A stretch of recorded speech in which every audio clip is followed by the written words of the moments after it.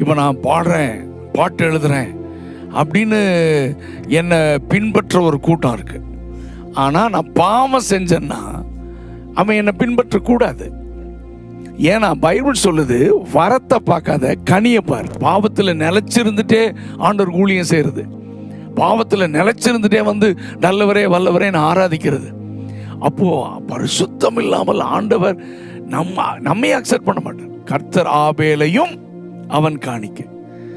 ஆமாம், முதல்ல Wesley மேக்ஸுடைய life, அதுக்கப்புறம் அவன் பாடுற பாட்டு.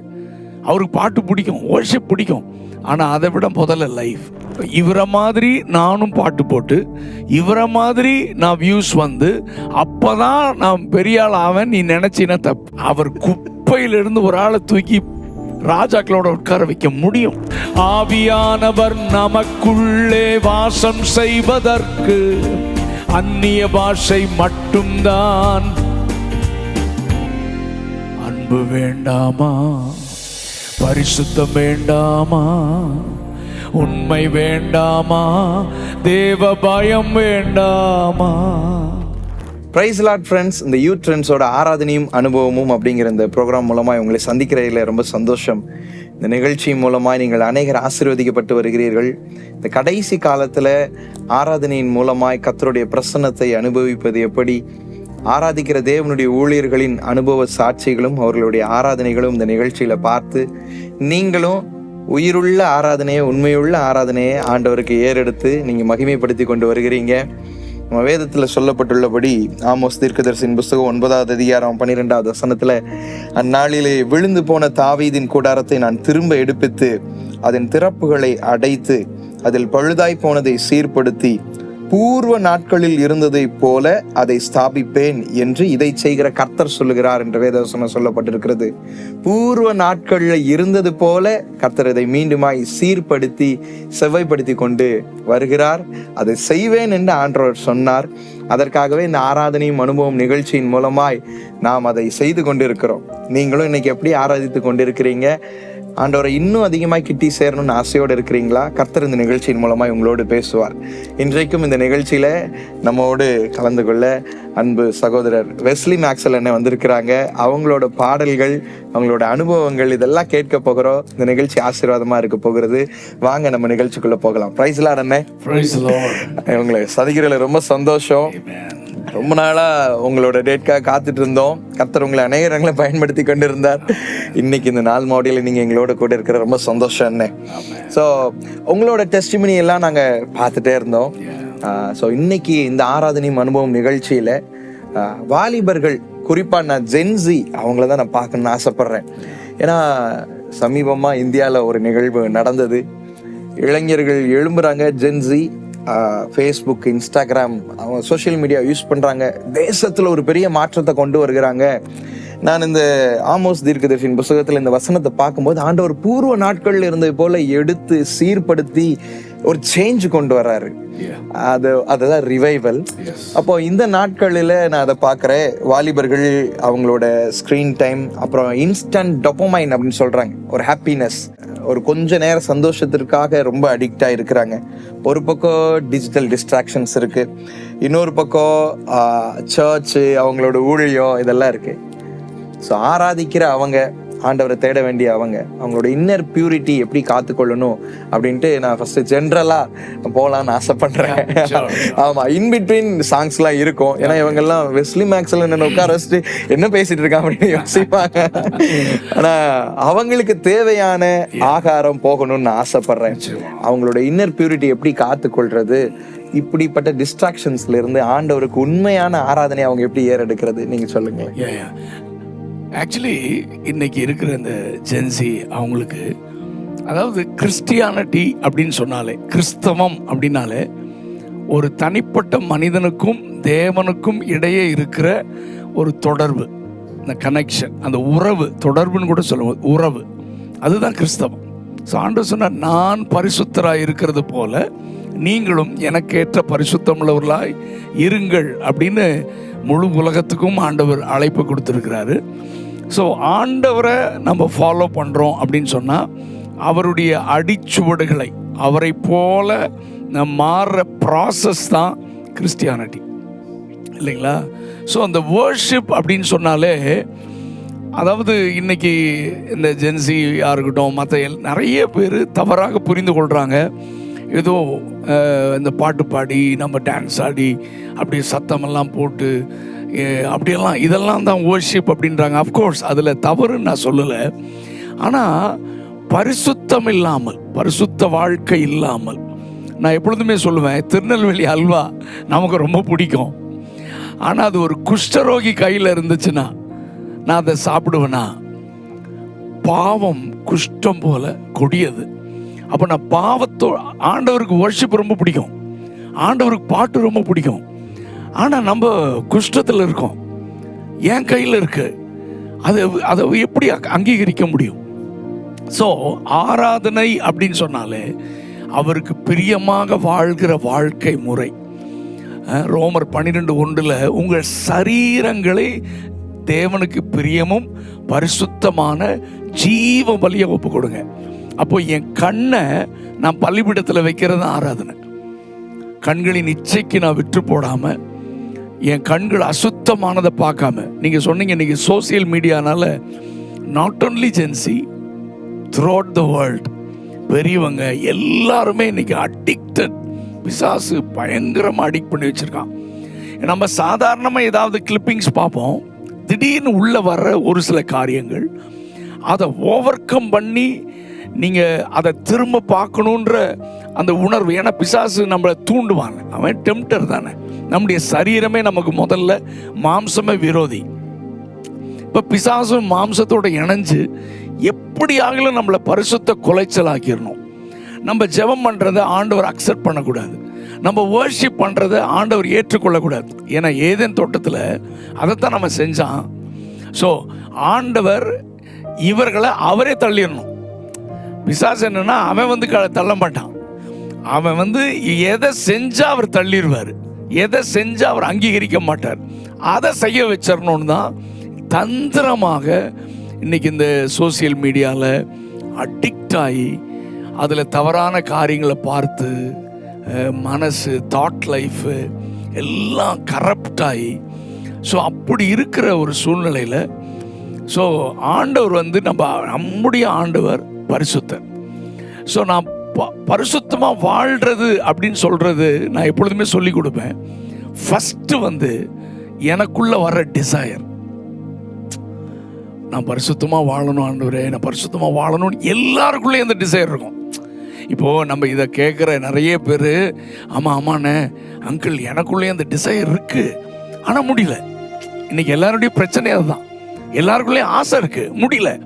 அப்போ நெக்ஸ்ட் லெவலில் என்ன செய்யணும்னா, இவன் ஒரு ஸ்பிரிச்சுவல் ஃபெலோஷிப்புக்குள்ளே வரணும். இன்னைக்கு நிறைய சர்ச்சில் இந்த யூத் மீட்டிங் அப்படின்றது நடந்தாலுமே எல்லாருமே அட்டன் பண்ணுறதில்ல. அந்த ஸ்பிரிச்சுவல் இவனுக்கு நிறைய மற்ற ஃப்ரெண்ட்ஸு, ஸ்கூல் ஃப்ரெண்ட்ஸு, மற்ற இந்த கெட்ட நண்பர்கள் நிறைய இருக்கனால இவங்க கொஞ்சம் கூட தங்களை ப்ரொடெக்ட் பண்ண முடியாமல் ஏற்கனவே ஸ்ட்ரகிள் பண்ணுறாங்க. ஸோ அந்த சூழல் இருக்கனால இவங்க அதிகமாக அந்த பாவத்தில் அவங்க விழுறதுக்கு வாய்ப்பு பிசாசு நிறையா. அதனால் இவங்க ஸ்பிரிச்சுவல் ஃபெலோஷிப்பை எந்த அளவுக்கு மற்றதெல்லாம் கட் பண்ணிவிட்டு ஸ்பிரிச்சுவல் ஃபெலோஷிப்புகளை இவங்க ரெகுலராக காலையில் எழுந்திரிச்சு வேதத்தை வாசித்து ஜெபித்து, நான் தான் சொல்லுவேன், ஒரு ஸ்போர்ட்ஸில் ஒருத்தன் ஜெயிக்கணும்னா அவன் நம்மளை மாதிரி எல்லாம் கிடைக்கிறதெல்லாம் சாப்பிட மாட்டான். அவனுக்குன்னு இதுதான் சாப்பிட்ணும், அதுக்கப்புறம் எக்ஸசைஸ் பண்ணணும், அதுக்கப்புறம் ப்ராக்டிஸ் பண்ணணும், அப்போ தான் ஜெயிக்க முடியும். அதே மாதிரி ஸ்பிரிச்சுவல் சாப்பாடு சாப்பிடணும், ஸ்பிரிச்சுவல் எக்ஸசைஸ் பண்ணணும். ஆமாம், இதெல்லாம் நம்ம செஞ்சு அந்த ஸ்பிரிச்சுவல் ஃப்ரெண்ட்ஷிப், அந்த ஃபெலோஷிப்புக்குள்ளே இருந்து தன்னை பரிசுத்தமாக காத்துக்கொள்ள நான் முயற்சி எடுக்கும்போது தான் ஆண்டவர் உதவி செய்வார். எதுவுமே முயற்சி எடுக்காமல் ஆண்டவர் உதவி செய்ய மாட்டார். ஸோ ட்ரை பண்ணுங்க. ஆண்டவர் நம்ம ஆண்டவர் அவரை மாதிரி நம்மளை புரிஞ்சு கொள்ள, இவரை மாதிரி நம்மளை என்கரேஜ் பண்ண இந்த உலகத்தில் யாருமே கிடையாது. நம்ம அம்மா, அப்பா, ஃப்ரெண்ட்ஸ், நோ. அவர் சொல்கிறாரு, எரேமியா 8:4 சொல்கிறாரு, டே விழுந்தவர்கள் எழுந்திருக்கிறது இல்லையாடா, வழி தப்பி போனவங்க திரும்புறது இல்லையாடா, ஏசாயால சொல்ல எழும்புடா, தூசியை உதறிட்டு எழும்புடா, நான் உன்னை கைவிட மாட்டேன், உன்னை திரும்ப பிரகாசிக்க செய்வேன். So come on, return to me, வா என்கிட்ட வா. இதைத்தான் ஆண்டவர் சொல்றார். இந்த சிம்பிள் காரியம். ஸோ பரிசுத்தம் இல்லாமல் அவரை தரிசிக்க முடியாது. நாம் பாட்டு பாடின அவர் ரசிப்பாரான்னா ரசிக்க மாட்டார். பரிசுத்தமாக வாழ முயற்சி செய்து அந்த ப்ராசஸில் இருக்கிறவங்க பாடுற பாட்டை தான் ஆண்டவர் ரசிப்பார். அந்த ஆராதனை தான் அவர் அங்கீகரிப்பார். ஸோ இன்னைக்கு இருக்கிற இளைஞர்கள் ரொம்ப அறிவாளிகள், நல்ல பிள்ளைங்க. ஆனால் இந்த விஷயத்தில் அவர்கள் கொஞ்சம் கவனமாக இருந்து ஆண்டவரை டிபெண்ட் பண்ணி இருக்கும்போது நிச்சயமாக ஒரு சக்ஸஸ்ஃபுல் லைஃப் அவங்க வாழ முடியும்.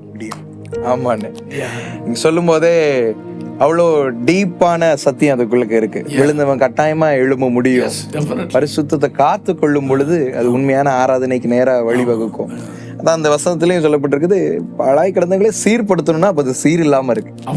நிச்சயமா ரொம்ப சந்தோஷம். ஸோ இப்போ இதுல எனக்கு இன்னொரு காரியம் என்ன தோணுதுன்னா, அவன் பரிசுத்தத்தை காத்துக்கொள்ள பிரயாசப்படுறான். ஒரு ஸ்டோரி நான் கேள்விப்பட்டிருக்கேன். எப்படின்னா, ஒரு மனுஷன் தேவ மனுஷன் சும்மா செய்தியில சொல்லுவாரு, தரிசனத்துல நான் நரகத்துக்கு போனப்போ பிசாசிட்ட நிறைய ஆயுதம் இருந்துச்சு. உடனே என்னென்ன ஆயுதம் அப்படின்னா, சின்ன சைஸ்ல இருந்து சின்ன பொய்க்கு ஒரு குட்டி கத்தி மாதிரி இருக்கு. அப்புறம் ஒவ்வொரு கொலைக்கு இவ்வளவு பெரிய ஆயுதம் அப்படின்னு ஒரு பெரிய ஆயுதம் இருக்கு அப்படின்னோடனே, இது என்ன ஆயுதம் அப்படின்னோடனே, அது ரொம்ப ஸ்பெஷல். என்ன அப்படின்னோடனே, ரட்சிக்கப்பட்ட அபிஷேகம் மற்றும் ஆண்டருக்குள்ள இருக்கிற ஊழியக்காரங்க ஆத்மாக்களை அதுக்கு இதை கொண்டுதான் நான் பயன்படுத்தி வஞ்சிப்பேன். எப்படி அப்படின்னோடனே, குற்ற மனசாட்சி, கில்ட் கான்சியஸ். இன்னைக்கு நிறைய வாலிபர்கள்ட்ட, குறிப்பா கிறிஸ்தவ வாலிபர்கள்ட்ட அவன் ரட்சிக்கப்பட்டு ஜெபித்து ஆண்டவரோட நெருங்குறான். ஆனால் அப்புறம் நமக்கு ஃபீட்பேக் எழுதும் போது, அண்ணே என்னால் ஆராதனையில் இணைய முடியல, ஒரு கில்ட் கான்ஷியஸ் எனக்கு வந்துட்டே இருக்கு, ஒரு குற்ற மனசாட்சி என்னை ரொம்ப புரட்டி போடுது, என்னால் அது நிமித்தமாக ப்ராப்பராக என்னால் வர்ஷிப் பண்ண முடியல, அதில் ஃபீல் பண்ண முடியல, அது ஏதோ நான் போகிறேன் நிற்கிறேன் வழக்கமாக சர்ச்சுக்கு போகிற மாதிரியா எனக்கு ஆயிடுதுன்னு சொல்கிறாங்க. ஸோ இப்படிப்பட்ட சுச்சுவேஷனில் இருந்தால் எப்படி அதிலிருந்து வெளியில் வர்றது? ஆக்சுவலி இந்த கில்ட்டை கொடுக்கறதே பிசாசு தான், உணர்வை கொடுக்கறது பரிசுத்த ஆவியானவர்.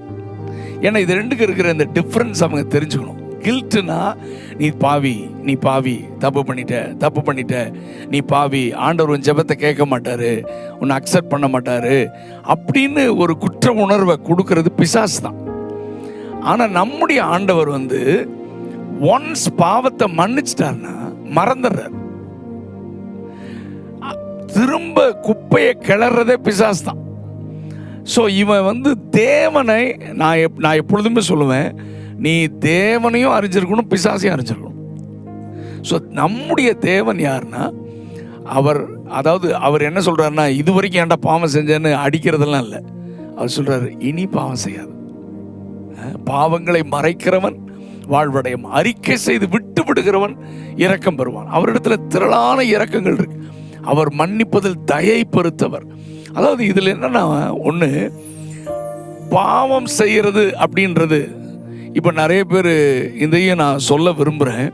இப்போ கிருபையை தவறாக அவர்கள் போதிக்கிறாங்க, மிஸ் அண்டர்ஸ்டாண்ட் பண்ணுறாங்க.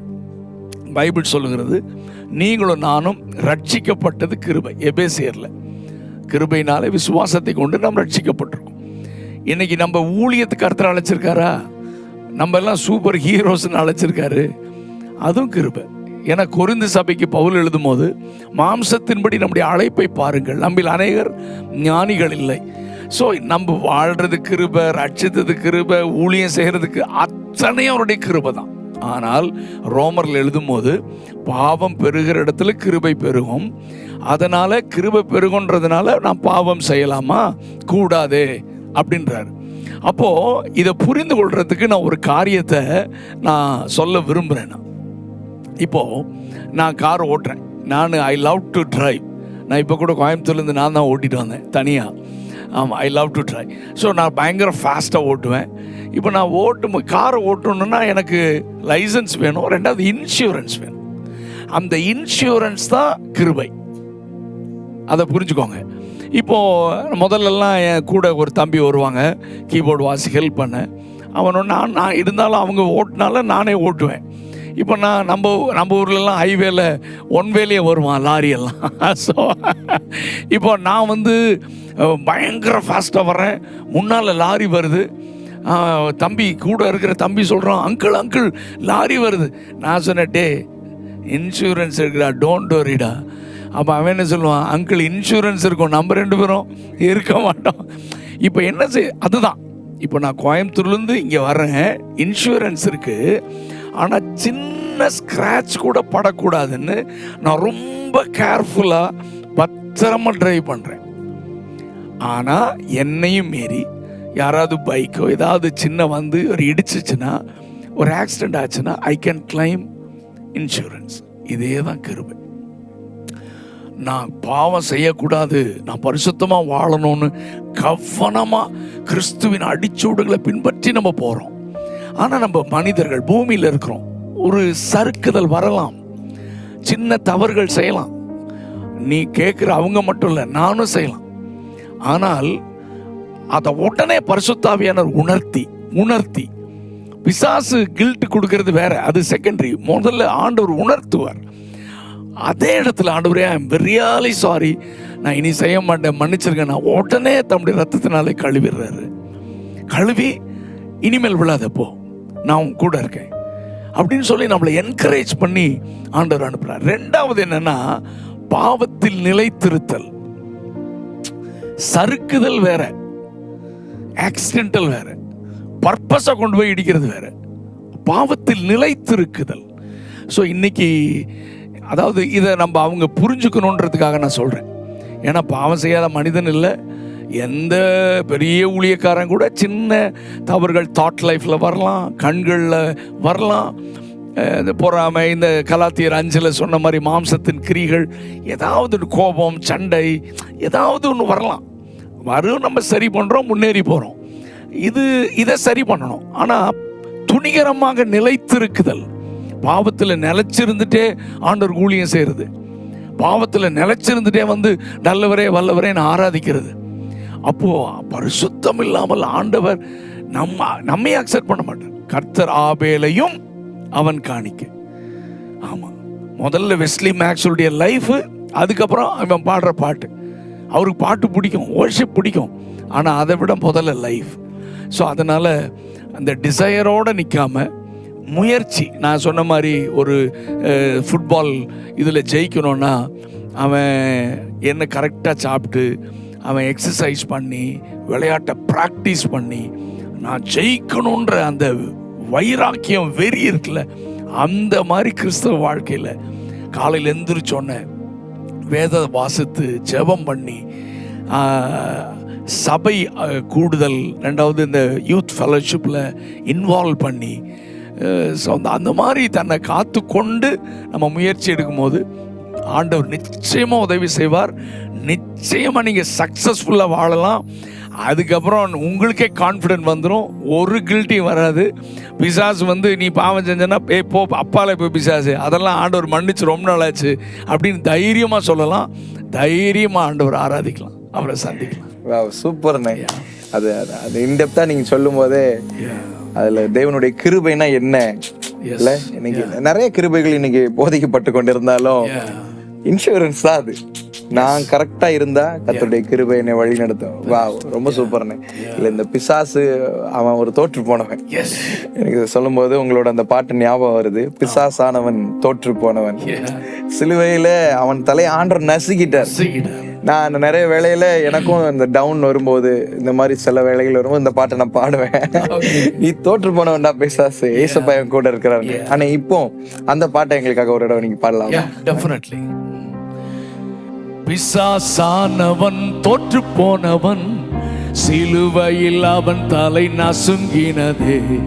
பிசாசானவன் தோற்று போனவன், சிலுவையில் அவன் தலை நசுங்கினதே.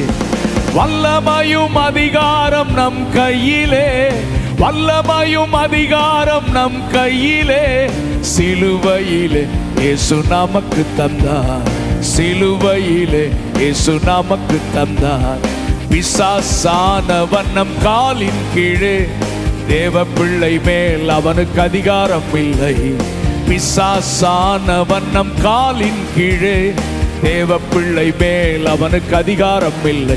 ஒன்று சேர்ந்து நாம் இயேசுவை துதிக்கும் போது, ஒன்று சேர்ந்து நாம் இயேசுவை துதிக்கும் போது, அவன் கிரியைகளை நாம் அழித்திடலாம், அவன் கிரியைகளை நாம் அழித்திடலாம். பிசாசானவன் பொய்யன் தானே, அவனின் வார்த்தைகள் நம்ப வேண்டாம். பிசாசானவன் பொய்யன் தானே, அவனின் வார்த்தைகள் நம்ப வேண்டாம். சத்தியாவி நமக்குள்ளே, சத்தியாவி நமக்குள்ளே, சகலமும் போதித்து நடத்திடுவார், சகலமும் போதித்து நடத்திடுவார். ஆவியானவர் என் மேலே இருக்கிறார், அனுதினமும் என்னை நடத்துகிறார். ஆவியானவர் என் மேலே இருக்கிறார், அனுதினமும் என்னை நடத்துகிறார். பரிசுத்த அக்கினி எனக்குள்ளே, பரிசுத்த அக்கினி எனக்குள்ளே, அணைத்திட யாராலும் முடியாது, அணைத்திட யாராலும் முடியாது. ஆமென். இந்த பாடல் முடியும் போதே ஆவியானவர் எனக்குள்ள சொல்லும் போதே ஒரு சந்தோஷம், ஒரு பூஸ்ட் மாதிரி இருக்குது. பாடல்கள் இப்படிதான் சில வேளைகளில் சோர்ந்து போகும்போது நம்மளை தேற்றுது. இன்னைக்கு வர்ஷிப் அப்படின்னு எடுக்கிறப்போ நிறைய காரியங்கள் அதுல சேர்ந்து இருக்குது. ஒரு பாடல்னா அதுக்கு ஒரு இசை இருந்தாதான் நல்லா இருக்கும். நம்ம ஊழியத்துக்கு போகும்போதும் அநேக உடன் ஊழியர்கள் நம்மளோட வராங்க, வாலிபர்கள் இப்போ போறாங்க. இப்போ நாங்கள் இக்னைட்டர்ஸ் அப்படின்னு டீம் வச்சிருக்கோம், ஏசு இடைக்கிறார்கள். அப்போ ஒவ்வொரு இடத்துலயும் ஒரு ஃபெலோஷிப் வச்சிருக்கிறோம். நிறைய பசங்க எல்லாம் இருக்கிறாங்க. நிறைய வாலிபர்களில் சொல்றது என்னன்னா, நான் மீட்டிங்க்கெல்லாம் வாசிக்க போறேன், இன்ஸ்ட்ருமெண்ட் வாசிக்க போறேன், எனக்கு அது ஆசை, என்னோட பேஷன். ஆனா சில வேளைகளில் என்னோட அழைப்பு எது, என் பேஷன் எது, என்னால் இது பண்ண முடியல. நான் கொஞ்சம் டேலண்ட் வந்தோடனே எனக்கு வெளியில வாய்ப்புகள் வருது, லைக் கச்சேரி, சினிமா, இந்த மாதிரிலாம் வருது. ஆனால் குழப்பமான நிலையில இருக்கிறேன். ஸோ என்னோட பேஷன் எது, என்னோட காலிங் எது, அழைப்பை நான் எப்படி அறிந்து கொள்வது அப்படிங்கிற ஒரு டவுட் இருக்கு. ஸோ அப்படிப்பட்ட வாலிபர்களுக்கு நீங்கள் என்ன? இன்னைக்கு ஆக்சுவலி அழைப்பை குறித்த கிளாரிட்டியே இன்னைக்கு இல்லை. ஸோ எனக்கு தெரிஞ்சு இல்லை, வேதத்தில் இருக்கிற 5 விதமான ஊழியங்கள், அப்போஸ்தலர், தீர்க்கதரிசிகள், சுவிசேஷகர்கள், போதகர்கள், மேய்ப்பர்கள், 5 விதமான ஸ்பெசிஃபிக் காலிங். மற்றபடி பொதுவான அழைப்பு இருக்கிறது. எல்லாருமே நம்ம சுவிசேஷத்தை சர்வ சிருஷ்டிக்கு நம்ம எல்லாருக்கும் பிரசங்கம் பண்ணணும், பூமி எங்கேயும் போய் கடைசி பரியந்தம் சுவிசேஷத்தை பிரசங்கம் பண்ணணும். ரெண்டாவது ஆனால் இந்த தம்பிமார் கேட்குற கேள்வி என்னென்னா, நான் மியூசிக்கில் நான் நல்ல கிட்டார் வாசிப்பேன், நல்ல கீபோர்டு வாசிப்பேன், பேடு வாசிப்பேன். ஸோ எனக்கு அது மியூசிக்னால் அவ்வளோ எனக்கு இஷ்டம். அப்போது நான் சர்ச்சில் தான் முதல்ல எல்லாம் வாசிக்க ஆரம்பிக்கிறாங்க, பழகிறதே சர்ச்சில் தான். அப்படி வாசிக்க ஆரம்பித்த உடனே கொஞ்சம் ஸ்கில்ஸ் டெவலப் ஆன உடனே இவங்க மற்ற எழுதும் வாசிக்கிறது தவறில்லை, சினிமாவில் அல்லது ஆர்கெஸ்ட்ராவில் மற்ற எங்கேயாச்சும் ஆப்பர்ச்சுனிட்டி கிடைச்சதுன்னா அதில் போய் வாசித்தரலாம், அது தப்பில்லை அப்படின்னு நினைக்கிறாங்க. ஆனால் என்னை பொறுத்தவரையிலும் வேதத்தின் அடிப்படையில் ஆண்டவர் நமக்கு கொடுத்திருக்கிற தாளந்தை ஆண்டவருக்காக பயன்படுத்த நம்மை நாம் டெடிகேட் பண்ணி அர்ப்பணிச்சு பிரதிஷ்டையோட நான் ஆண்டவருக்காக மட்டுமே என்னுடைய தாளந்தை செலவழிப்பேன் அப்படின்னு சொல்லி தன்னை டெடிகேட் பண்ணுறது. ஏன்னா அந்த மியூசிக் வாசிக்கிறது ஒரு அழைப்பு அப்படின்னு நம்ம சொல்ல முடியாது. அதே மாதிரி நான் சொல்லுவேன், வர்ஷிப் லீடரே ஒரு அழைப்பு கிடையாது, அந்த காலிங்கில் வர்றது கிடையாது அது. ஸோ அது ஒரு ஊழியம். அதாவது தீமோத்தேயுக்கு பவுல் எழுதும் போது உதவிக்காரர் என்று எழுதுகிறார். We are all assistants to the body of Christ. So music play பண்ணுறவங்க இதெல்லாம் டீம் ஒர்க்கு தானே. இப்போ வர்ஷிப் லீடிங் அப்படின்றது ஒன் மேன் ஷோ கிடையாது, டீம் ஒர்க். ஆடியோவில் இருக்கிறவங்க, மியூசிக் ப்ளே பண்ணுறவங்க, வர்ஷிப் லீட் பண்ணுறவங்க, பேக்கிங் ஒர்க், வோக்கல்ஸு எல்லாருமே இணைஞ்சு நம்ம செய்கிறோம். அதனால் பேஷன் அப்படின்னு சொன்னால் அந்த மியூசிக்கை ஆண்டவருக்காக நீங்கள் செலவழிக்கலாம். ஆண்டவருக்காக நீங்கள் அதை யூஸ் பண்ணும்போது ஆண்டவர் இன்னும் கிருபைகளை தருவார், தாளந்துகளை தருவார், ஆப்பர்ச்சுனிட்டிஸை தருவார். இப்போ நான் இருக்கிறேன், நான் என்னுடைய அனுபவத்தை சொன்னேன்னா உங்களுக்கு பிரயோஜனமாக இருக்கும். நான் என்னுடைய ஆரம்ப ஊழியமே மியூசிக் தான். நான் ஒரு சின்ன மியூசிக் டீமில் நாங்கள் இருந்தோம். அப்போ நான் கிட்டார் லேர்ன் பண்ணேன். அப்போது கிட்டார் வாசிப்பேன். நான் கோயம்புத்தூரில் எங்கள் டீம் தான், தம்பி ராபர்ட் ராய் இருக்கார், ராபர்ட் ராய், நாங்கள் எல்லாம் ஒரே டீமாக பல வருஷங்கள் நாங்கள் எல்லா ஊழியக்காரங்களுக்கும் எல்லா பெரிய க்ரூசைடு என்ன கூட்டனாலும் நாங்கள் தான் இருப்போம். ஸோ அதில் தான் நாங்கள் ஆரம்பித்தோம். அப்போ ஆண்டவருக்கு அப்போ நான் மட்டும்தான் கவர்மெண்ட் வேலையில் இருந்தேன். இப்போ ராபர்ட்டு மற்ற நிறைய தம்பி மாதிரிலாம் ஒரு வேலையும் கிடையாது, அவங்க மியூசிக் தான் அப்போ பயங்கர கஷ்டம்தான். அதுலேயும் ரொம்ப ஏழை சின்ன ஊழியக்காரங்கன்னா அவங்க காசு கொடுத்தாலும் திருப்பி கொடுத்துட்டு வந்துடுவோம். நாங்கள் எங்களுக்கு நிறைய தேவைகள் இருக்கும், ப்ரெஷர் இருக்கும். பட் என் கூட இருந்த தம்பிமார் ராபர்ட்டார்ட்லாம் எல்லாருமே இந்த மணி மைண்டட் கிடையாது. ஸோ அந்த மாதிரி நாங்கள் அந்த ஆண்டவருக்காகவே அப்போ நிறைய ஆப்பர்ச்சுனிட்டி. எனக்கு கிட்டார் சொல்லி கொடுத்தவர் என்னையே ஆர்கெஸ்ட்ரா கூப்பிட்டார். வெஸ்லி நீ நல்லா வாசிக்கிற, நீ நீ ஆர்கெஸ்ட்ராவுக்கு வாசின்னு என்ன கூப்பிட்டாரு. He called me. பட் நான் கிட்டார் பழகும் போதே நான் ஆண்டவரோட ஒரு உடன்படிக்கை பண்ணியிருந்தேன். ஆண்டவரே, எனக்கு இதை நான் பழகணும், ஆனால் நான் உமக்காக மட்டும்தான் வாசிப்பேன் அப்படின்னு சொல்லி என்னை டெடிகேட் பண்ண பாருங்க. ஆண்டவர் இப்படி நீங்கள் டெடிகேட் பண்ணிங்கன்னா ஆண்டவர் அதிகமான கிருபைகளை தருவார். எனக்கு அதுக்கப்புறம் தான் பாடல்களை தர ஆரம்பித்தார். ஆமாம், பாடல்களை தர ஆரம்பித்தார். அதுக்கப்புறம் நான் பாட வச்சார். அதுக்கப்புறம் ஆராதனை நடத்த வச்சார். அதுக்கப்புறம் ஆண்டவர் ஒரு இவாஞ்சலிஸ்டாக கர்த்தரனை இன்னைக்கு எல்லா உலகமெல்லாம் கொண்டு போய் பயன்படுத்துகிறார். அப்போ கொஞ்சத்தில் உண்மையாக இருந்தால் அநேகத்தின் மேல் அதிகம். ஆனால் பிசாசு உங்களுக்கு நிறைய ஆப்பர்ச்சுனிட்டி கொண்டு வருவான், உங்களை தேவ திட்டத்திலிருந்து பிரிக்க, தேவன் உங்கள் மேலே வைத்திருக்கிற நோக்கத்தை விட்டு வழிவிலக செய்ய. சினிமாவில் இன்னும் நிறைய ஆப்பர்ச்சுனிட்டிஸ் வரலாம். எந்த ஆப்பர்ச்சுனிட்டி வந்தாலும் இயேசுக்காக வாழ்வன் நில்லுங்க. எங்களை உயர்த்தின ஆண்டவர் உங்களை எங்களை விட 1000 மடங்கு அதிகமாக உங்களை உயர்த்துவார், பயன்படுத்துவார். நிச்சயமான செம்ம கிளாரிட்டி அதில் கிடைக்குது. ஸோ ஆண்டவருக்காக நிற்கிறப்போ அவர் நம் சார்பில் நிற்பார். நிச்சயமா அவர் நம்ம வலது பார்சத்தில் எப்பயுமே கூட இருப்பார். ஆனால் இதில் ஒரு பிரச்சனை இருக்குது அவங்களுக்கு. அவங்க வெறும் மியூசிக் மட்டும் இருக்கிறதுனால இதில் அது பைபிள் சொல்லுது, வேலையால் கூலிக்கு பாத்திரன். நிறைய இடத்துல கிறிஸ்டியானிட்டிலேயே மியூசிஷியன்ஸுக்கு அவங்க ரெகக்னைஸ் பண்ணுறதில்ல. ஒரு மீட்டிங் கூப்பிட்டு வாசா அவங்களுக்கு ஒரு சப்போர்ட் பண்ணணும், ஏன்னா அவங்க அதை நம்பி தான் இருக்காங்க. அவங்களுக்கு ப்ராப்பராக அவங்க சப்போர்ட் பண்ணணும், சர்ச்சு அதை பண்ணணும். அதுலேயும் ஒரு குறைவு நம்மக்கிட்ட இருக்குது. அதை நம்ம கரெக்டாக பண்ணோன்னா அவன் எங்கேயும் போக மாட்டான், ஆண்டவருக்காக வாசிப்பான். அது ஒரு சரியான விஷயம். ஊழியர்களோ இல்லை மீட்டிங் ஆர்கனைஸ் பண்றவங்களோ அதை புரிஞ்சுக்கொள்ளும். ஏன்னா அவங்கள சில பசங்க அதே வாழ்வாதாரமும் வச்சிருக்காங்க. அப்போ அது அவங்களுக்கு யூஸ்ஃபுல்லா இருக்கும். ரொம்ப சந்தோஷம். எல்லாருக்குமான ஒரு மெசேஜா இது இருக்குது. ஸோ ஆராதனை அப்படிங்கிறது இப்போ மியூசிஷியன்ஸை பத்தி பார்த்தோம். இப்போ ஆராதிக்கிற தெய்வ பிள்ளைகள் ஞாயிற்றுக்கிழமை சர்ச்சுக்கு போகும்போது அதை ஃபீல் பண்றாங்க, அந்த செட்டப் இருக்கு, அதை அவங்க அந்த இதுக்குள்ள டைவ் இன் ஆகுறாங்க. ஆனால் Monday, Tuesday, Wednesday office pressure இல்லை லைக் படிக்கிறாங்கன்னா அந்த சூழ்நிலை இதெல்லாம் போயிடுது. அந்த லைஃப்பை எப்படி கொண்டு வர்றது, அதற்கான ப்ராக்டிஸ்லாம் எப்படி இருக்கும் அது சொல்லித்தாங்க. அனுதினமும் ஒரு ஆராதனைக்குள்ளான ஒரு வாழ்க்கை. நான் ரொம்ப அதிகமாக ரொம்ப அழுத்தமாக நான் சொல்கிற ஒரு காரியம் personal worship, family worship, corporate worship. அதே மாதிரி தான் personal prayer, family prayer, corporate prayer. Personal Bible reading and meditation, family Bible reading and meditation and corporate. இப்போ நம்ம ஆட்கள் ஃபஸ்ட்டு ரெண்டும் இல்லாமல் டைரக்டாக கார்ப்பரேட்டுக்குள்ளே வர்றாங்க.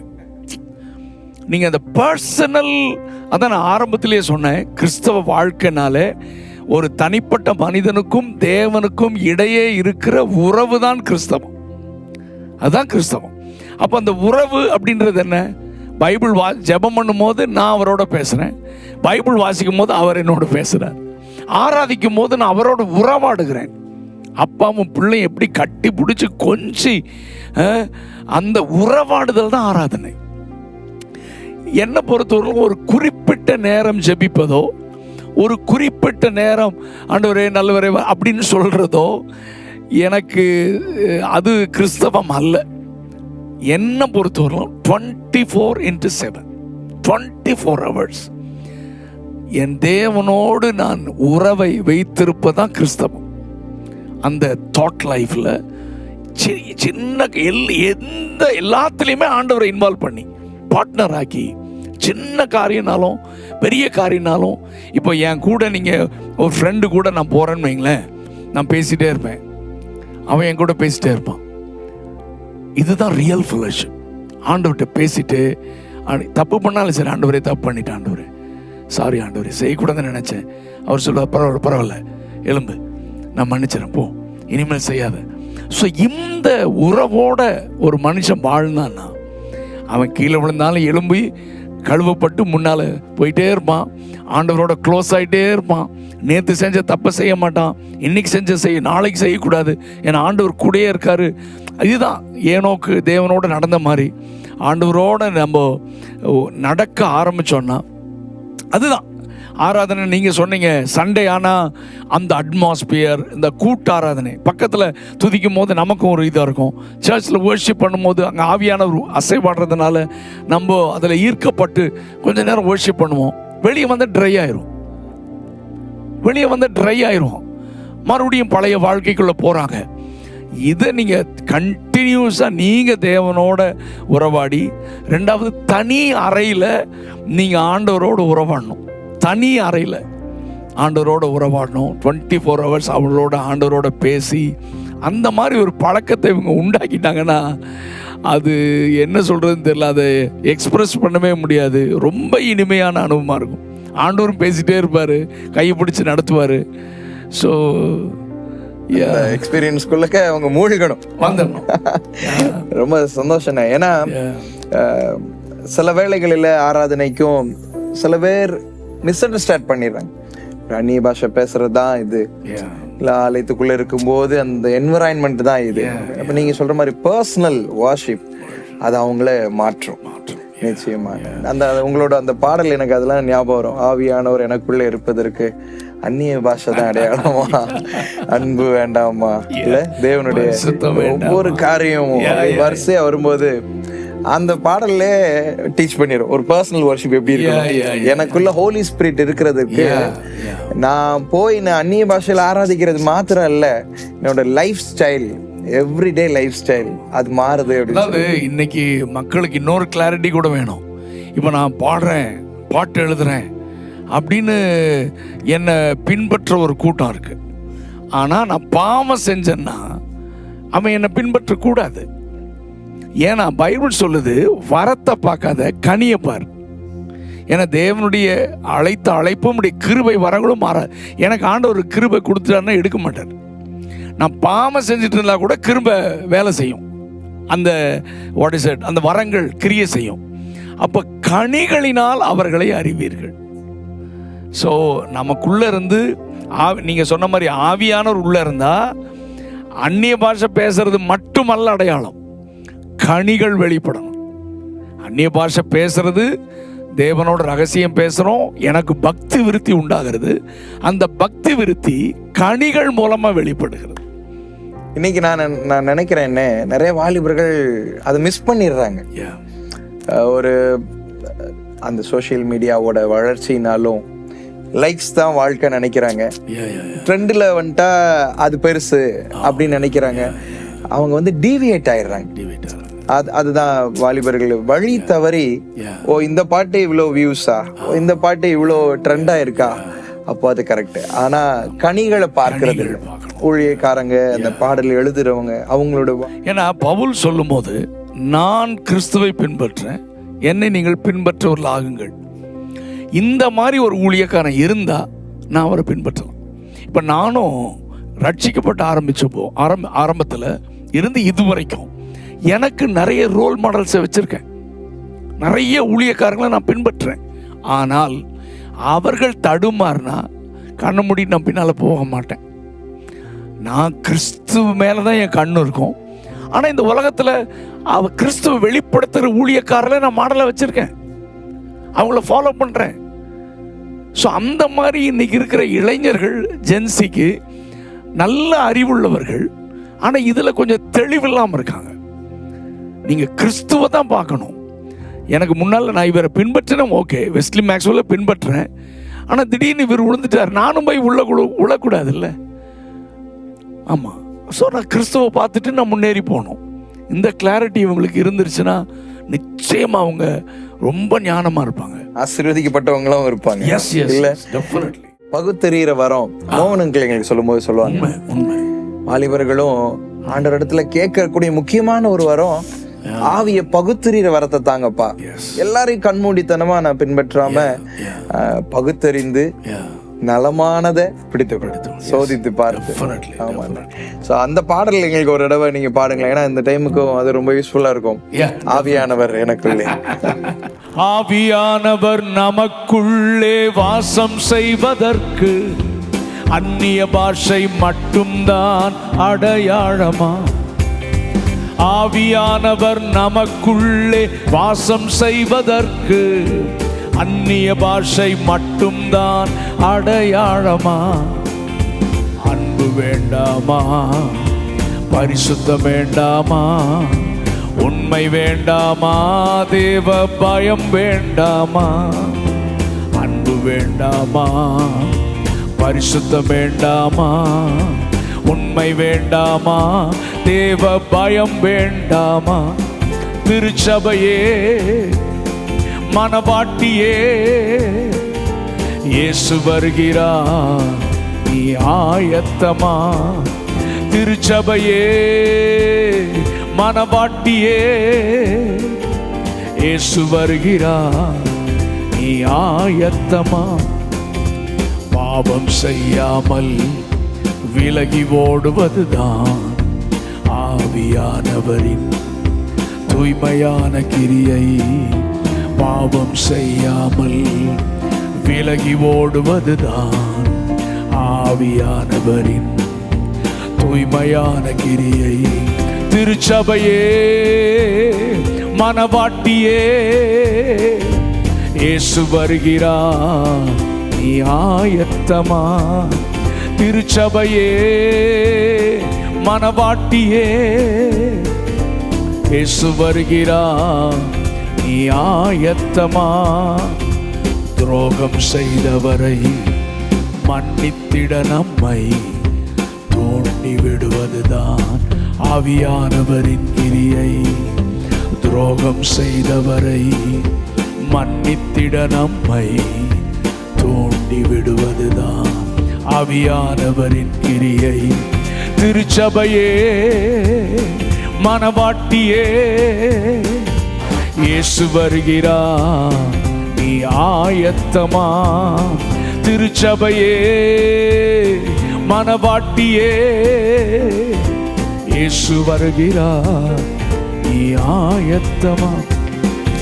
சாட்சியாய் வாழ்ந்திட, இயேசுவை அறிவித்திட உந்தி தள்ளுவது ஆவியானவரின் கிரியை. சாட்சியாய் வாழ்ந்திட, இயேசுவை அறிவித்திட உந்தி தள்ளுவது ஆவியானவரின் கிரியை. திருச்சபையே, மனவாட்டியே, இயேசு வருகிறார், நீ ஆயத்தமா? திருச்சபையே, மனவாட்டியே, இயேசு வருகிறார், நீ ஆயத்தமா? ஆவியானவர் நமக்குள்ளே வாசம் செய்வதற்கு அந்நிய பாஷை மட்டும்தான் அடையாளமா? ஆவியானவர் நமக்குள்ளே வாசம் செய்வதற்கு அந்நிய பாஷை மட்டும்தான்.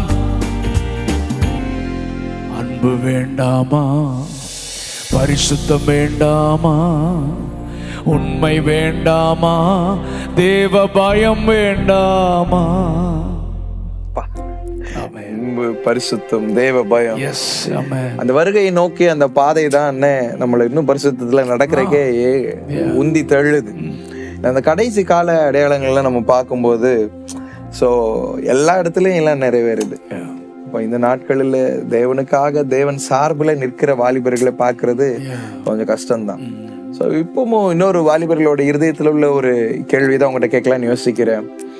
பரிசுத்தமாக வாழ அவங்க பிரயாசப்படுறாங்க, ட்ரை பண்ணுறாங்க, அப்புறம் அதை இம்ப்ளிமெண்ட்டும் பண்ணுறாங்க. ஆனால் மனிதர்களின் எதிர்ப்பு, கேலி கிண்டல், நண்பர்கள் இவங்கெல்லாம் பண்ணும்போது அவன் வந்து ஒரு ஏசப்பாக்காக ஒரு ஸ்டாண்ட் எடுக்க முன்னாடி வாரான். ஆனால் திருப்பி அவனோட வாழ்க்கை ஒரு பின்மாற்றத்துக்குள்ளே போகுது. மனுஷர்களை குறித்த ஒரு பயம் அதிகமாயிருது.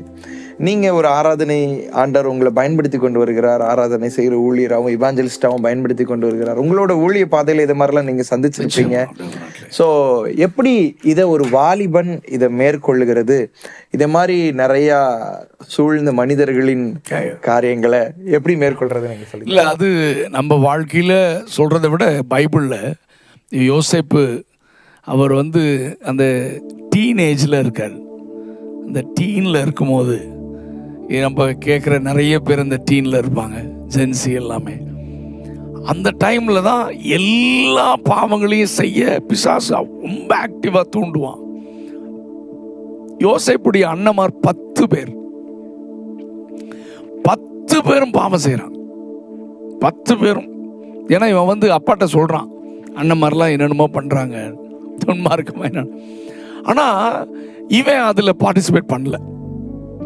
இவன் சின்ன வயதிலேயே நிச்சயமாக யாக்கோபு இவனுடைய லைஃப்பில் ஒரு பெரிய இம்பேக்டை ஏற்படுத்தி இருப்பார்.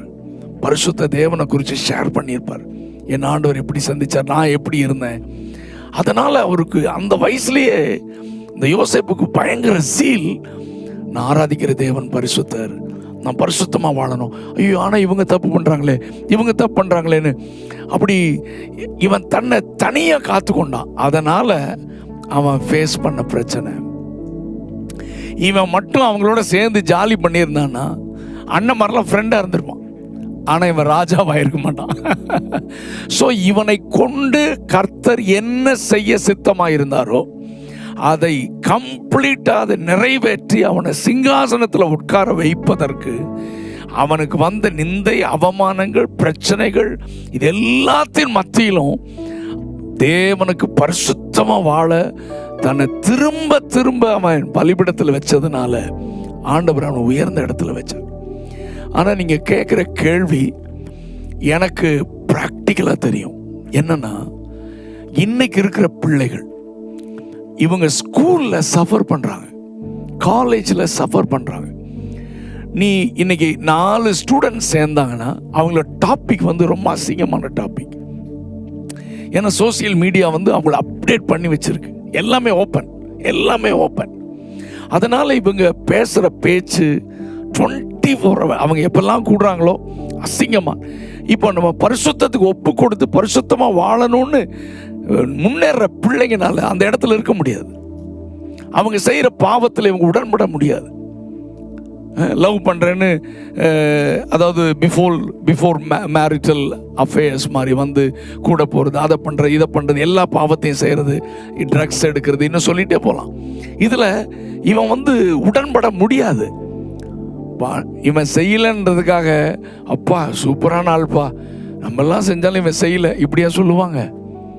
அவனை அப்படியே ஒதுக்கி அவனை கொடூரமாக அவனை கேவலமாக பேசி அவனை பற்றி தவறாக பேசி அந்த பிள்ளையோ அந்த பையனோ ஸ்ட்ரெஸ்ஸில் போகிறத நான் பார்த்துருக்கேன். நானூருக்கு பரிசுத்தமாக வாழ்கிறேன், எனக்கு ஒரு ஃப்ரெண்ட் இல்லாமல் தனித்து விடப்பட்ட அந்த கிளாஸில், அந்த காலேஜில் அவங்க நிலைமை எப்படி இருக்கும்? ஷேர் பண்ணுறதுக்கு யாரும் இருக்காது, யாரையும் நம்ப முடியல. பிசாசு கரெக்டாக அந்த ஸ்ட்ரெஸ்ஸை கொண்டு வந்துட்டு போட்டு லைஃபையே ஸ்பாயில் பண்ண ட்ரை பண்ணுறத நான் பார்க்குறேன். அதனால் இந்த அருமையான பிள்ளைகளுக்கு இந்த பாடுகள் உண்டு, உபத்திரவங்கள் உண்டு. நீங்கள் சத்தியத்துக்காக நின்னீங்கனாலே தனித்து விடப்பட்டீங்க. ஆனாலும் தனியாக நில்லுங்க, ஏன்னா உங்களோட கர்த்தர் இருக்கார். இப்போ மிகாயான்னு ஒரு தீர்க்கதரிசி இருந்தான். அவனை வந்து கூப்பிடும் போதே சொல்கிறாங்க, எப்பா நானும் ஒரு தீர்க்கதரிசி ஒரே மாதிரி இருக்கான், ஒரே மாதிரி சொல்கிறான், நீயும் வந்து சேர்ந்துக்கோ. அவன் சொன்னா, கர்த்தர் சொன்னதை மட்டும்தான் சொல்லுவேன், அதனால் அடி கிடச்சிது, சிறைச்சாலை கிடச்சிது. ஆனால் அவன் கர்த்தருடைய பட்சத்தில் நின்னான். ஸோ அப்படி நிற்கும் போது கொஞ்ச காலம் பாடு இருக்கும், கொஞ்ச காலம் ஃப்ரெண்ட்ஸ் மத்தியில். ஆனால் யோசேப்பு கதை என்னாச்சு? அவனை பாடுபடுத்தினவன், அவனை குழியில் தள்ளினவன், அவனை அடிமையை விற்றவன் இவங்கிட்ட கெஞ்சிறான், இவன் சிங்காசனத்தை உட்காந்துருக்கான். இதே காரியம் உனக்கும் நடக்கும். இந்த பிள்ளைகளையும் கர்த்தர் சிங்காசனத்தில் உயர்த்துவார். கொஞ்ச காலம் பாடு. ஆமாம், அந்த ஸ்ட்ரெஸ் அதில் எல்லாம் நீங்கள் மேனேஜ் பண்ணி இயேசுவுக்காக சகிக்கலாம். நான் பரிசுத்தமாக வாழணும், நான் இதில் காம்ப்ரமைஸ் பண்ண மாட்டேன்னு நின்றுட்டாங்கன்னா இவங்க உயர்வை யாராலும் தடுக்க முடியாது. நிச்சயமா. ரொம்ப சந்தோஷம் அண்ணே, இவ்வளோ காரியங்கள். ஏன்னா பாடுகளை சகிக்கிறதுக்கு இன்னைக்கு அநேக இடங்களை கற்றுக் கொடுக்கப்படுவதில்லை. இருபேருக்கு ஆண்டவர் காப்பாத்திடுவாரு, கிறிஸ்தவ வாழ்க்கைனாலே பஞ்சமத்தை அப்படின்னு சொல்லிட்டு. ஆனா அப்படி இல்லை. ஆண்டவரே சொல்றாரு, என் நிமித்தம் நீங்கள் துன்பப்படுவீங்க. 1 பேதுரு 2ஆம் அதிகாரத்திலையும் பேதுரு அழகா சொல்லுவாரு, நீ அநியாயமா பாடுபட்டு நீ அதை சகிச்சினா தேவனுக்கு முன்பாக பிரீதியா இருக்கும்.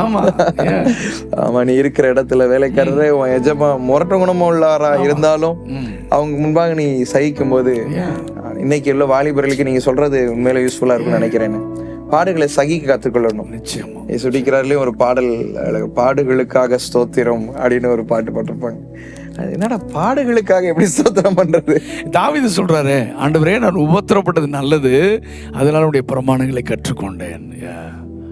உங்க வாழ்க்கையில இப்படி ஏதாவது ஒரு யாராவது கிண்டல் பண்றது, உங்களோட ஆரம்ப நாட்களில் உங்களை ஒதுக்கி வச்சது, நீங்களாம் ஊழியம் செய்வீங்களா, அந்த மாதிரி ஏதாவது சூழ்நிலையில் கடந்தது? நிறைய காரியங்கள். அதெல்லாம் அதாவது ரொம்ப நெருங்கின நண்பர்கள், உறவினர்களே நம்மளை ஏளனமாக பார்த்து இவனா, அதாவது பைபிளில் பார்த்தீங்கன்னா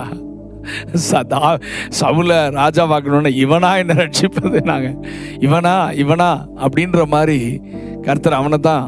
அதே மாதிரி ஆரம்பத்தில் நிறைய, அதாவது என்னன்னா இந்த கிறிஸ்டியானிட்டியில் இந்த ரெகக்னைஸ் பண்ணுறது பண்ணவே மாட்டாங்க. நம்ம மனிதர்கள் அப்படியே பார்த்து எது தப்பு கண்டுபிடிக்கலான்னு தான் பார்ப்பாங்களே ஒழிய ரெகக்னைஸ் பண்ண மாட்டாங்க, என்கரேஜ் பண்ண மாட்டாங்க.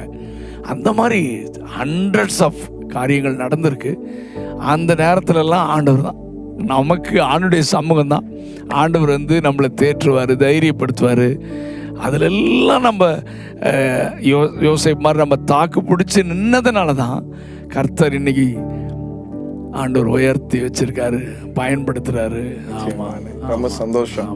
இதை கேட்கும் போதே நிறைய பேருக்கு இது ஆசீர்வாதமா இருக்கும்னு நான் நம்புறேன். வாலிபர்களை குறிச்ச அநேக பிரச்சனைகள் குறித்து இப்ப நம்ம பார்த்தோம். அதுக்கான தீர்வுகள் ஆண்டவர் உங்களோட வாழ்வியல் முறையை வச்சு ஆண்டவர் கற்றுத்தந்தார், வேதாகமத்தை கொண்டு பேசினார். இன்னும் ஒரே ஒரு பிரச்சனை மட்டும் நம்ம பேசிட்டு நம்ம அப்படி கடந்து போலான்னு யோசிக்கிறேன். என்னன்னா, ஃபர்ஸ்ட் நம்ம பேசுற குற்ற மனசாட்சி மாதிரியே தாழ்வு மனப்பான் இன்னைக்கு லைக் அதேதான். சோசியல் மீடியா வளர்ச்சி தான், எங்க போனாலும் சுத்தி அங்கதான் தொட வேண்டியிருக்கு. இன்ஸ்டாகிராம்ல இந்த மாதிரி காரியங்களில் பிள்ளைங்க வளர்ந்து வரும்போது கம்பாரிஷன் பண்ணிக்கிறாங்க. அவங்க என்னோட அழகா இருக்காங்க, அவங்க என்னோட நல்லா பாடுறாங்க, அவங்க ஏதோ செஞ்சு பெரிய ஆளாயிடுறாங்க, அவங்க வீடியோஸ் நிறைய போகுது.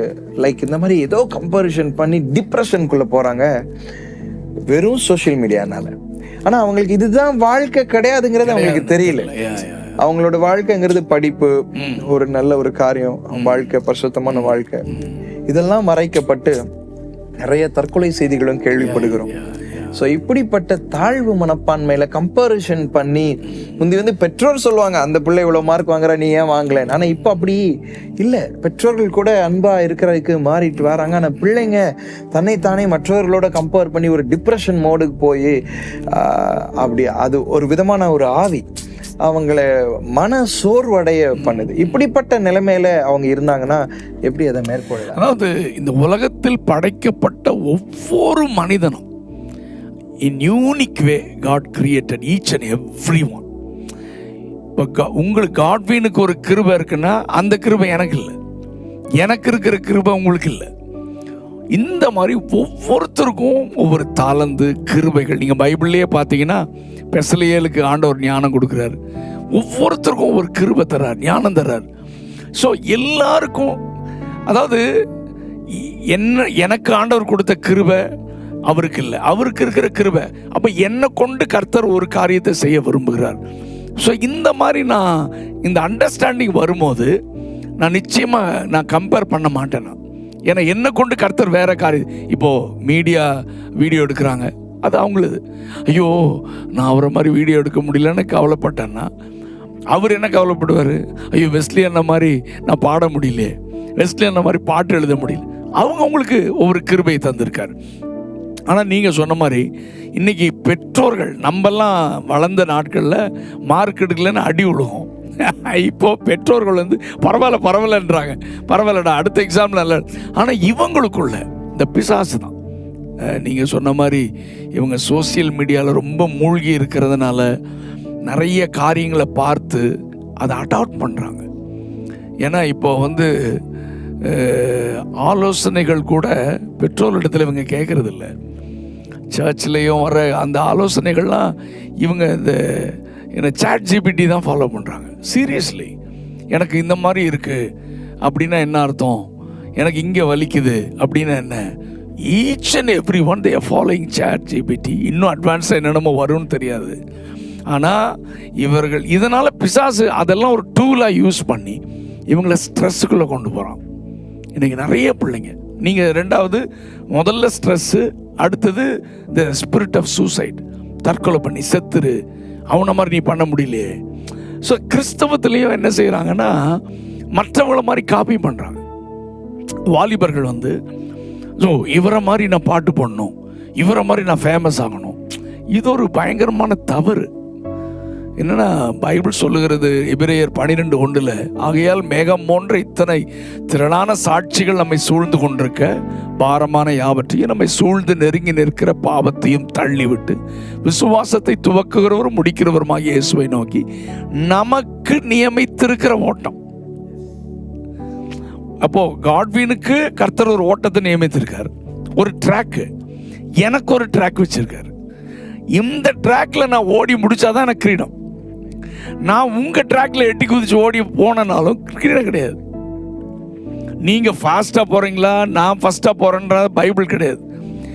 உன் ட்ராக்ல கடைசி வரைக்கும் வந்துரு, உனக்கு கிரீடம் இருக்கு. இதனால நீங்க அவங்கள மாதிரி செய்யணும், இவங்கள மாதிரி செய்யணும். என்னை கொண்டு என்ன செய்ய விரும்புறீங்க? பவுல் சொல்றான், நான் எதற்காக பிடிக்கப்பட்டேனோ. இப்போ நான் பாடுறதுனால காட்வினோ நானும் வொர்ஷிப் லீடர் ஆகணும் இல்லை. ஆண்டவரே நீங்கள் என்ன செய்ய சித்தமாக இருக்கீங்க? ஆண்டவர் இதை விட பெஸ்ட்டாக ஒரு காரியத்தை உங்களுக்கு வச்சிருப்பார்.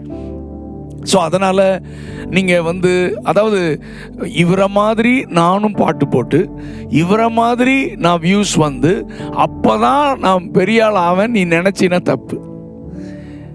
அவர் குப்பையிலிருந்து ஒரு ஆளை தூக்கி ராஜாக்களோட உட்கார வைக்க முடியும். நீ இதெல்லாம் ஒன்றுமே பண்ண வேண்டாம். அதாவது எலியா காலத்தில் என்ன இருந்தது? எலியா யாரு? எலியா அப்பா பாஸ்டரா? எலியாவுக்கு பேக்ரவுண்டே கிடையாது, திஸ்பியனாக எலியா. அப்போ நான் தியானிக்கும் போது அன்னைக்கு இருந்த ஆகாப் ராஜா, ஏசபேல், ஆகாப் ராஜா விக்கிரக பயங்கர வழிபாடு, இவள் வேசித்தன விபச்சார ஆவி. இன்னைக்கு இந்தியாவை நான் அப்படியே நினைக்கிறேன். ஆனால் அந்த நேரத்தில் இந்த எலியா என்ன பண்ணிட்டு இருந்திருக்கணும்னா, உட்கார்ந்து ஆண்டவரே தேசம் மாறாதா, என் தேசம் உண்மையான தெய்வத்தை அறிய மாட்டாங்களா என்று அழுது ஜெபம் பண்ணிட்டு வந்திருக்கணும். ஆண்டவர் பார்த்தாரு, அடையாளமே இல்லாத அவனை, அட்ரஸே இல்லாத அவனை. இன்னைக்கு நிறைய பேர் சொல்றாங்க, என்னை யாரும் இன்ட்ரோடியூஸ் பண்ண மாட்டேங்கிறாங்க, எனக்கு யாரும் ஸ்டேஜ் தர மாட்டேங்கிறாங்க, எனக்கு யாரும் பாடுறதுக்கு வாய்ப்பு கொடுக்கும். உன்னை உயர்த்துறது கர்த்தர். உன்னை உயர்த்துறது பானபாத்திரக்கார தலைவன் அல்ல, உன்னை உயர்த்துறது கர்த்தர். அதனால அங்க காட்டுக்குள்ள இருந்த எலியாவை தூக்கிட்டு போய் ராஜாக்கு முன்னால் நிற்கிற வச்சு அதே ஆண்டவர், நீ எந்த கிராமத்தில் இருந்தாலும் எந்த இடத்துல ஒளிஞ்சிருந்தாலும் உன்னை டைம் வரும்போது, அதனால தான் பேதுரு சொல்லும்போது ஏற்ற காலத்தில் அவர் உங்களை உயர்த்த அவருடைய பலத்த கைக்குள்ளோட நிச்சயமா உயர்த்துவார். மற்றவங்களை பார்த்து காப்பி பண்ணாதீங்க, கர்த்தரை பார்த்து சொல்லுங்க, நான் என்ன செய்ய சித்தமா இருக்கிறீங்க, என்ன நடத்துங்க ஆண்டவரேன்னு ஜெபம் பண்ணா கர்த்தர் யூனிக்கு அழகாக உங்களை நடத்துவார். நல்லா புரிஞ்சுக்கொள்ள முடியுது. இப்போ எலியா அந்த நேரத்தில் என்ன செஞ்சுட்டு இருந்திருப்பார்ல, அவரோட ஜெபம், அவரோட வேண்டுதல், ஆண்டவர் அவரை பயன்படுத்தின விதம். தியானிக்கும் போது ஆண்டவர் இந்த வெளிச்சம் தான் கொடுத்தாரு. தேசத்தை குறித்த பாரம் ஜெபம் பண்றவனைத்தான் கர்த்தர் பயன்படுத்துவார் ஒழிய தூங்கிட்டு இருந்தவனுக்கு ஒன்று பயன்படுத்த மாட்டார். இவனுக்குள்ள பாரம் தேசம் மாறணும்னு அந்த வைராக்கியம் ஆண்டவர் பார்த்தார். அட்ரஸே இல்லை. ஆமோஸ் சொன்ன மாதிரி, ஆமோஸ் சொன்னாரே, நான் தீர்க்கதரிசியும் அல்ல, தீர்க்கதரிசி புத்திரனும் இல்லை. எலியாவை கேட்டாலும் அதே தான் சொல்லுவார். அட்ரஸே இல்லாத ஆள். ஆனால் கர்த்தர் தூக்கிக்கொண்டு ராஜாக்கு முன்னால். அதனால் நம்ம பிள்ளைங்க கேட்குற பிள்ளைங்களெல்லாம் வர்ற நாட்களில் எங்களை விட, நான் தான் ஜெபம் பண்ணுவேன், எங்களை விட 1000 மடங்கு அதிகமாக கர்த்தர் பயன்படுத்துவார். உயர்ந்த இடத்துல கொண்டு போய் நிறுத்துவார். வேறு யாரையும் கம்பேர் பண்ணி நீங்கள் சோர்வடையவே வேணாம். ஆண்டவர் ஒவ்வொருவரையும் பயன்படுத்துவார். ரொம்ப சந்தோஷம்ண்ணே. இன்னைக்கு நான் நிறைய விஷயங்கள் உங்களோட பேசணும், இன்னும் பேசிட்டே போகலாம். ஆனாலும் ஸோ வாலிபர்கள் இவ்வளோ காரியத்தில் இருக்கும்போது வேதத்திலிருந்து ஆண்டவர் எவ்வளோ விடையில்லை அதிலேயே வச்சிருக்கிறார். எக்காலத்துக்கும் பொருந்துகிற காரியங்கள். ஆண்டவரோட இணைஞ்சே இருக்கும் பொழுது கர்த்தர் அந்த காரியத்தை வெளிப்படுத்துவார். இந்த வேதத்தை, ஒரே வேதத்தை திருப்பி திருப்பி வாசிக்கும் போது ஆண்டவர் நிறைய பேசுவார். வாஷிப்பை குறித்து நீங்கள் நிறைய சொல்லும்போது எனக்கும் அதில் அந்த ரொம்ப பிடிச்சது ஆண்டவருடைய மகா பரிசுத்த ஸ்தலத்துக்குள்ளே நுழையிறது. அது அந்த பிரகாரம், அதுக்கப்புறம் உள்ளே, அப்புறம் மகா பரிசுத்த ஸ்தலம். அந்த தேவனோடு இணைஞ்சு இருக்கும்போது அவர் என்ன ஆசைப்படுறாரு. இப்போ நீங்கள் சொன்னதில் அதான், ஆண்டவரே அவங்கள பார்க்குறேன் இவங்களை பார்க்குறேன்னு இல்லை, என்ன குறித்து உங்கள் சித்தம் என்ன. அது அவரோட மகா பரிசுத்த ஸ்தலத்துக்குள்ளே வரும்போது அவருடைய முகத்தை நேராக பார்க்கும்போது அவங்க புரிஞ்சு கொள்வாங்க. இந்த பாடல் பாடும்போதும் அநேக வழியில் வர்ஷிப் பண்ண ஆரம்பிக்கும் போது முதல்ல நாங்கள் அதை பாடுவோம். இன்னைக்கு இந்த இன்டர்வியூவில் லாஸ்ட்டாக பாடிட்டு நீங்கள் உங்களுக்காக ஜெபம் பண்ணணும். அவங்க ஒவ்வொருத்தரும் ஆண்டரோட பரிசுத்த ஸ்தலத்தில் இணைஞ்சு இன்னைக்கு அவங்களோட வாழ்க்கையோட நோக்கத்தை அவங்க புரிஞ்சு கொள்ளணும்னு நான் ஆசைப்படுறேன். ஒருவேளை தாழ்வு மனப்பான்மையில் இருக்கலாம், குற்ற மனசாட்சியில் இருக்கலாம், தன்னோட வாழ்க்கை எங்கே நோக்கி போகுது, என் அழைப்பை கன்ஃபார்ம் பண்ண முடியலன்னு இருக்கலாம். இன்னைக்கு இது எல்லாத்தையும் குறித்து நம்ம பேசிட்டு இருக்கோம். அவங்க இப்போ ஆராதிக்கிற இந்த வேலையில் அவங்க ஆண்டரை நோக்கி இணையணும், அவங்களுக்காக நீங்களும் ஒரு ஜெபம் பண்ணணும்னு ஆசைப்படுறேன்னு அந்த பாடல் வழியாக நம்ம போவோம். ஹல்லேலூயா. உந்தன் மகா பரிசுத்த ஸ்தலத்திற்குள்ளே என்னையும் அழைத்து செல்லும். உந்தன் மகா பரிசுத்த ஸ்தலத்திற்குள்ளே என்னையும் அழைத்து செல்லும். பரிசுத்த இரத்தத்தினாலே என்னை கழுவிடும். பரிசுத்த இரத்தத்தினாலே தூய்மை ஆக்கிடும். உள்ளே அழைத்து செல்லும். பிரசன்னத்தால் நிரப்பிடும்.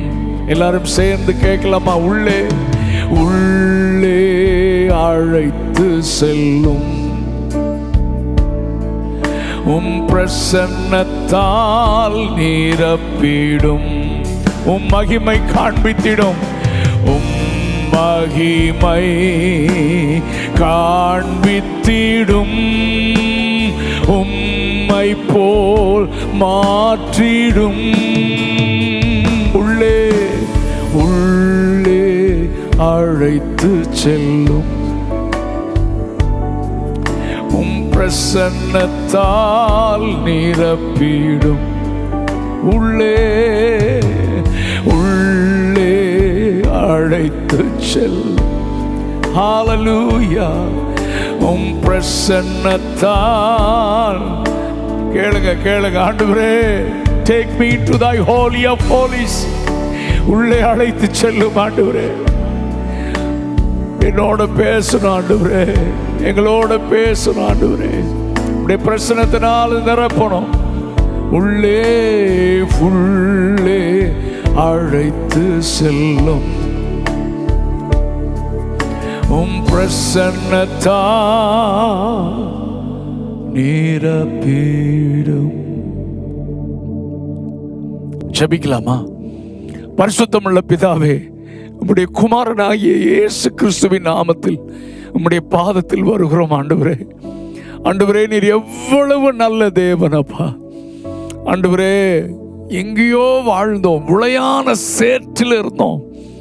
ஆனா எங்களை தாயின் கற்பத்தில் இல்லை, உலக தோற்றத்துக்கு முன்னாலேயே எங்களை முன் குறித்து எங்களை ஏற்ற நேரத்தில் எங்களை ரட்சித்து எங்களை பாவத்தில் இருந்து உலகத்திலிருந்து எங்களை பிரித்தெடுத்து உமக்காக வாழ எங்களுக்குள்ளே நீங்க வைராக்கியத்தை தந்திருக்கிறீங்களே, அதற்காக ஸ்தோத்திரம்பா, ஸ்தோத்திரம்பா. ஒரே ஒரு வாழ்க்கை இயேசுவுக்காக வாழ ஆண்டவரே எங்களை நீங்க தெரிந்து கொண்டதற்காக நன்றி அப்பா.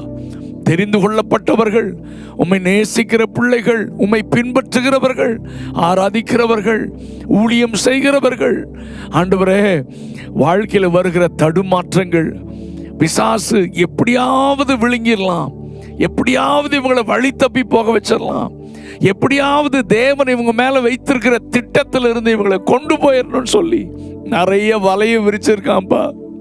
இன்னைக்கு சோசியல் மீடியா மூலமா எங்க பிள்ளைகளை, இளம் தலைமுறையை ஆண்டவரே கெடுப்பதற்கு, பரிசுத்த சந்ததியை கெடுப்பதற்கு ஆண்டவரே வலையை விரிச்சு வச்சிருக்கான். ஆண்டவரே, எங்க பிள்ளைங்க அந்த வலையில மாட்டிடக்கூடாது ஆண்டவரே.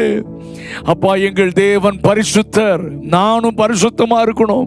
யோசேப்புக்குள்ள இருந்த அந்த வைராக்கியம் ஆண்டவரே எங்களுக்குள்ளே, எங்க பிள்ளைகளுக்குள்ளே அந்த வைராக்கியம் பற்றி எறியணும் ஆண்டவரே.